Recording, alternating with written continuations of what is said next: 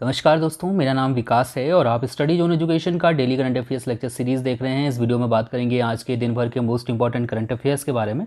अगर आप किसी भी गवर्नमेंट जॉब एग्जाम की प्रिपरेशन कर रहे हैं और डेली करंट अफेयर्स पढ़ना चाहते हैं तो आप सबसे पहले करंट अफेयर्स पढ़ने के लिए इस चैनल को सब्सक्राइब कर सकते हैं।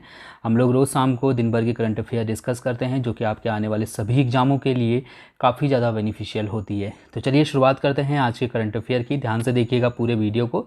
वीडियो के लास्ट में मैं आपसे एक क्वेश्चन पूछूंगा, उस क्वेश्चन का आंसर आप कमेंट करके बता सकते हैं। आपके लिए जो पहला प्रश्न है वो ये है कि जून 2020 में प्रसिद्ध डैश चिरंजीवी सर्जा का निधन हो गया। कौन थे चिरंजीवी सर्जा जिनका अभी रिसेंटली निधन हो गया है? तो इसका जो सही आंसर है वो है ऑप्शन ई वाला, यानी कि अभिनेता। अभी रिसेंटली कन्नड़ भाषा के अभिनेता चिरंजीवी सर्जा का निधन हो गया है। और याद रखिएगा, जब इस टाइप के क्वेश्चन एग्जाम में बन के आते हैं तो ऐसे ही सीधे सीधे पूछ लिया जाता है आपसे कि मतलब कोई भी व्यक्ति का नाम दे दिया जाएगा और बोला जाएगा कि इनका निधन हो गया, ये कौन से क्षेत्र से संबंधित है। तो आपको यहाँ पर चिरंजीवी सर्जा का नाम पता होना चाहिए। 2009 में कन्नड़ फिल्म वायुपुत्र से इन्होंने डेब्यू किया था और अभी तक का टोटल 22 कन्नड़ फिल्मों में ये काम कर चुके हैं। इसके बाद हम लोग बात करते हैं क्वेश्चन नंबर सेकंड की, जो कि काफ़ी इंपॉर्टेंट हमारे लिए बनेगा। ये क्वेश्चन है कि रिचर्ड हॉकिंस अवार्ड से सम्मानित किए जाने वाले पहले भारतीय व्यक्ति कौन है? ठीक है, रिचर्ड डॉकिंस अवार्ड से सम्मानित होने वाले पहले भारतीय व्यक्ति कौन बन गए हैं, ये हमें बताना है। तो उसका सही आंसर है ऑप्शन ई वाला, यानी कि जावेद अख्तर, जो कि बहुत फेमस गीतकार हैं और अभी रिसेंटली इनको रिचर्ड डॉकिंस अवार्ड से सम्मानित किया गया है और ये इस अवार्ड को पाने वाले पहले भारतीय व्यक्ति बन गए हैं। इनको ये पुरस्कार धर्मनिरपेक्षता, मानव विकास और मानवीय मूल्यों को अहमियत देने के चलते दिया गया है। आप सभी लोग जानते होंगे जावेद अख्तर जी अक्सर टीवी डिबेट में देखने आते हैं और बड़े बेबाकी से अपने जो बातें हैं वो सबके सामने रखते हैं। तो ये पुरस्कार इनको इसीलिए मिला है कि मतलब किसी एक धर्म के प्रति बहुत ज़्यादा झुकाव नहीं है, बिल्कुल धर्मनिरपेक्ष हैं, जो बात करते हैं टू द पॉइंट करते हैं। तो इनको इसीलिए अवार्ड दिया गया है। जो रिचर्ड डॉकिंस पुरस्कार है इसकी अगर हम बात करते हैं तो 2003 में जो है इस पुरस्कार की शुरुआत की गई थी। ब्रिटिश के एक जीव विज्ञानी और सबसे बड़े नास्तिक माने जाते हैं रिचर्ड डॉकिंस। ठीक है, सबसे बड़े नास्तिकों में से एक माने जाते हैं रिचर्ड डॉकिंस। तो इनके सम्मान में इस पुरस्कार की शुरुआत की गई थी। और जैसे कि मैंने बताया कि ये जो पुरस्कार है ये तर्कसंगत, धर्मनिरपेक्षता के मूल्यों और जो साइंटिफिक जो सत्य होता है उस पर आधारित जो व्यक्ति होते हैं जो इन क्षेत्रों में काम कर रहे होते हैं उनको ये अवार्ड दिया जाता है। ठीक है, अगर हम रिचर्ड डॉकिंस की बात करते हैं तो इनकी बहुत फेमस बुक थी जिसका नाम था द सेल्फिश जीन। ठीक है, याद रखिएगा, आपसे बुक का नाम ध्यान होना चाहिए आपको। इसके बाद हम लोग बात करते हैं क्वेश्चन नंबर तीसरे की कि लक्ष्मीकांत महापात्रा द्वारा रचित वंदे उत्कल जननी संगीत गान को किस राज्य ने राज्य गीत के रूप में मान्यता दी है? काफ़ी इंपॉर्टेंट क्वेश्चन है। इसका सही आंसर ऑप्शन बी वाला है, यानी कि उड़ीसा ने। अभी रिसेंटली उड़ीसा सरकार ने अपना जो राज्य गीत है उसको मान्यता दे दी है। ये गीत है उत्कल जननी और ये बेसिकली जो उत्कल जननी संगीत गान है, बेसिकली ये जो लिखा है ये लक्ष्मीकांत महापात्रा ने लिखा है। ठीक है, 1910 में जो है इस जो ये गीत है इसको लिखा गया था और पहली बार 1912 में जो है बालेश्वर में ये गाया गया था। ठीक है, 1910 में लिखा गया था, 1912 में पहली बार गाया गया था। और उड़ीसा के बहुत से जो सरकारी कार्यक्रम होते हैं इसमें लगातार तब से ये लगातार कई बार जो है मतलब ये सरकारी कार्यक्रमों में ये गाया जाता है। लेकिन इसको आधिकारिक तौर पे उड़ीसा का राज्य गीत नहीं माना गया था, लेकिन अब जो है इसको करीब 110 साल बाद जो है राज्य गीत के रूप में मान्यता दे दी गई है। इसके बाद क्वेश्चन नंबर चौथा है कि विश्व महासागरीय दिवस कब मनाया जाता है? विश्व महासागरीय दिवस मनाया जाता है 8 जून को, यानी कि ऑप्शन डी वाला यहाँ पर से सही है। आपकी जानकारी के लिए बता दूं कि ये जो दिवस है वर्ष 2020 के लिए इस दिवस की थीम रखी गई है innovation for a sustainable ocean, यानी कि स्थायी महासागर के लिए नवाचार जो है ये इस दिवस की थीम रखी गई है। ठीक है, तो इसका उद्देश्य है कि जो हमारे जो महासागर है उनके चाहे हम पर्यावरणीय तौर पे देखा जाए, यानी एक तरीके से जो महासागर है हमारे उनको संरक्षित किया जाए, उसमें रहने वाले जीव जंतु को संरक्षित किया जाए। ठीक है, तो उन्हीं सब चीज़ों को मतलब एक तरीके से लोगों को जागरूक करने के लिए दिवस मनाया जाता है। थीम यहाँ से इम्पोर्टेंट है, थीम आप याद रख सकते हैं। क्वेश्चन नंबर 5वां है कि किस राज्य में दुनिया का सबसे बड़ा रेलवे प्लेटफॉर्म बनाया जाएगा। इसका जो सही आंसर है वो है ऑप्शन ए वाला, यानी कि कर्नाटक में। कर्नाटक का जो हुबली रेलवे स्टेशन है वहाँ पर दुनिया का सबसे बड़ा रेलवे प्लेटफॉर्म बनाया जाएगा। आपकी जानकारी के लिए बता दूं कि अभी तक भारत और दुनिया का जो सबसे बड़ा जो प्लेटफॉर्म है वो है 1366 मीटर लंबा, और ये जो प्लेटफॉर्म है ये गोरखपुर रेलवे स्टेशन वाला प्लेटफॉर्म है। ठीक है, और अब जो नया प्लेटफॉर्म बनेगा वो हुबली स्टेशन पे बनेगा, जो कि आपका दक्षिण पश्चिम रेलवे जोन का मुख्यालय है हुबली।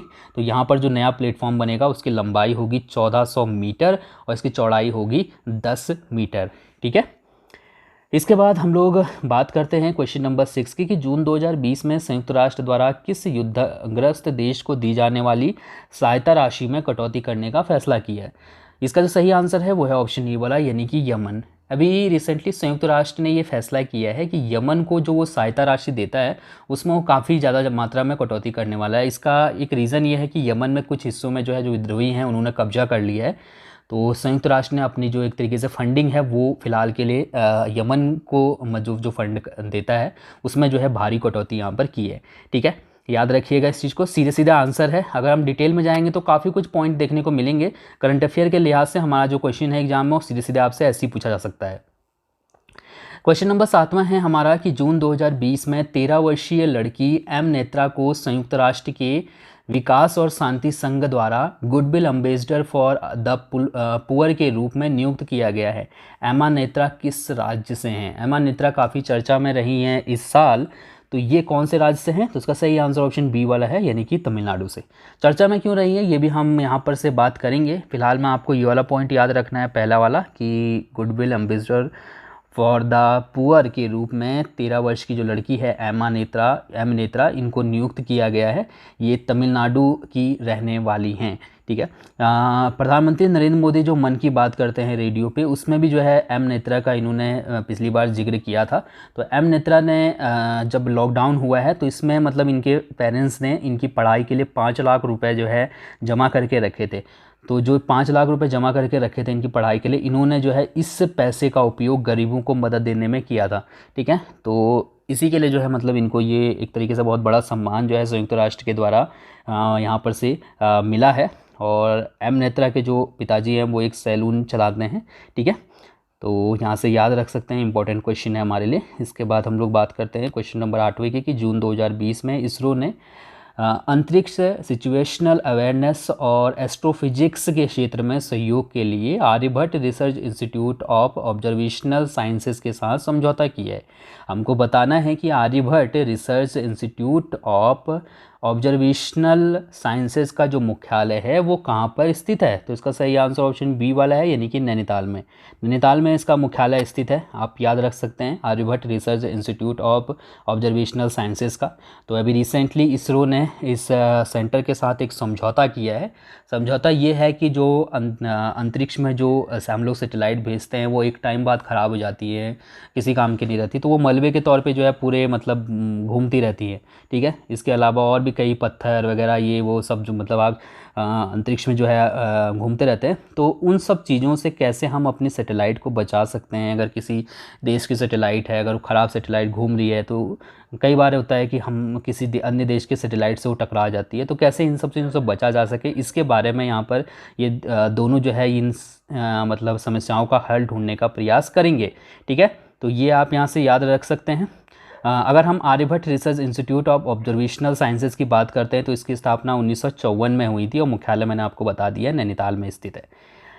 इसके बाद बात करते हैं क्वेश्चन नंबर 9 की कि जून 2020 में प्रसिद्ध विश्व जिम्नास्टिक चैंपियन कुर्ट थॉमस का निधन हो गया। वे किस देश से थे? कुर्ट थॉमस ये अमेरिका के प्रसिद्ध जिम्नास्ट थे जिनका अभी रिसेंटली निधन हो गया है।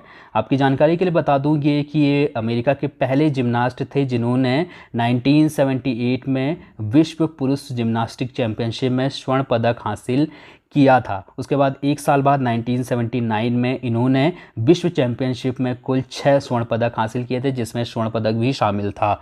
ठीक है, तो आप ये चीज़ याद रख सकते हैं। 1978 में इन्होंने स्वर्ण पदक हासिल किया था जिम्नास्टिक में, और ये पहले व्यक्ति थे जिनको कि जिम्नास्टिक में अमेरिका के पहले व्यक्ति थे जिनको जिम्नास्टिक में स्वर्ण पदक मिला हो। ठीक है, इसके बाद क्वेश्चन नंबर 10वां है कि जून 2020 में किस संस्थान के शोधकर्ताओं ने कैंसर के उपचार के लिए एक मैग्नेटोकैलोरिक सामग्री तैयार की है। इसका सही आंसर ऑप्शन ए वाला है, यानी कि ARCI ने। अभी रिसेंटली ARCI यानी कि international advance research centre for powder मेटोलॉजी and new materials के शोधकर्ताओं के द्वारा कैंसर के उपचार के लिए एक मैग्नेटोकैलोरिक सामग्री तैयार की गई है। आपकी जानकारी के लिए बता दूं कि ये जो मैग्नेटोकैलोरिक वस्तु है, ये ट्यूमर कोशिकाओं को मारने के लिए जो ज़रूरी ऊष्मा है वो उपलब्ध करवा सकता है। ठीक है, एक नियंत्रित ऊष्मा। अभी तक जो भी हमारे जो जितने भी मतलब अगर सीधी बात करें, कीमोथेरेपी के बारे में आप सभी लोग जानते होंगे, जो कैंसर के जो मरीज़ हैं उनको एक कीमोथेरेपी दी जाती है। तो इस प्रक्रिया में 40 से 45 जो डिग्री है वो टेम्परेचर कंटिन्यूसली बना रहता है। ठीक है, तो ये जो हमारा जो ये नई जो सामग्री तैयार की गई है, इसके द्वारा इसके आसपास जो है चुंबकीय क्षेत्र लगाने से वस्तु को जो है गर्म या ठंडा किया जा सकता है। यानी कि कह सकते हो कि जो कीमोथेरेपी के दरमियान हम एक तरीके से टेम्परेचर जो है कंट्रोल कर सकते हैं।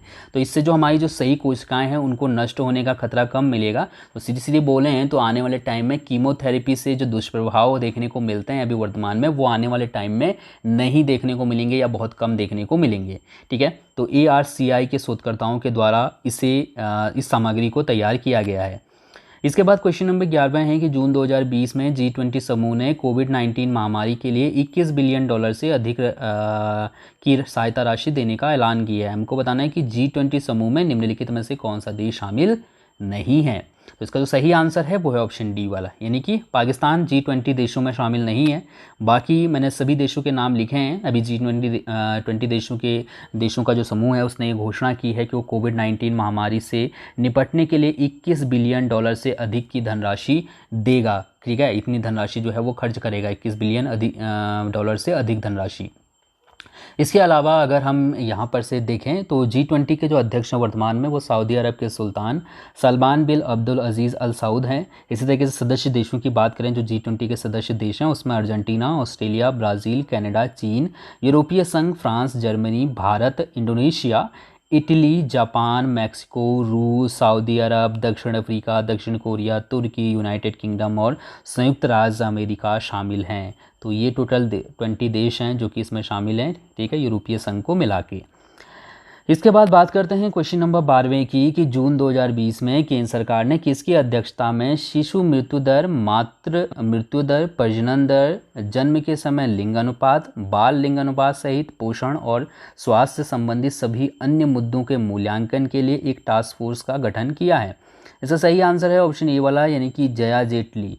अभी रिसेंटली केंद्र सरकार ने जया जेटली के नेतृत्व में शिशु मृत्यु दर, मातृ मृत्यु दर, प्रजनन दर, जन्म के समय लिंगानुपात, बाल लिंगानुपात सहित पोषण और स्वास्थ्य संबंधित सभी अन्य मुद्दों के मूल्यांकन के लिए एक टास्क फोर्स का गठन किया है। तो ये टास्क फोर्स ये निर्धारित करेगी, 10 सदस्य जो है इस टास्क फोर्स में है। तो जो टास्क फोर्स है इसका काम ये होगा कि वर्तमान टाइम में इन चीज़ों से संबंधित जो मैंने यहाँ पर लिखे हैं साफ तौर पे, इन चीज़ों से संबंधित जो कानून हैं एक तरीके से ये उन कानूनों की समीक्षा करेंगे और नए कानून बनाने के लिए सरकार को परामर्श देंगे, और पुराने कानून उचित हैं या नहीं है, क्या उनमें सुधार की ज़रूरत है, इन चीज़ों के बारे में भी ये सरकार को बताएंगे। ठीक है, तो इसकी जो अध्यक्षता है इस टास्क फोर्स की वो कर रहे हैं जया जेटली। अब बात करते हैं आपके लिए कल के प्रश्न की। इस प्रश्न का उत्तर आपको कमेंट करके बताना था। आपके लिए प्रश्न था कि मई 2020 में विश्व स्वास्थ्य संगठन की 2 दिवसीय 73वें विश्व स्वास्थ्य सभा का आयोजन किस शहर में किया गया। तो इसका सही आंसर ऑप्शन बी वाला था, यानी कि जिनेवा में। अब बात करते हैं आपके लिए आज के प्रश्न की। इस प्रश्न का उत्तर आप कमेंट करके बता सकते हैं। आपके लिए आज का प्रश्न है कि वर्ष 2020-2021 के लिए भारतीय उद्योग परिसंघ का अध्यक्ष किसे नियुक्त किया गया है। भारतीय उद्योग परिसंघ का अध्यक्ष किसे बनाया गया है 2020-2021 के लिए, ये कमेंट करके बता सकते हैं। थैंक यू सो मच इस वीडियो को देखने के लिए। आपका दिन शुभ हो। धन्यवाद।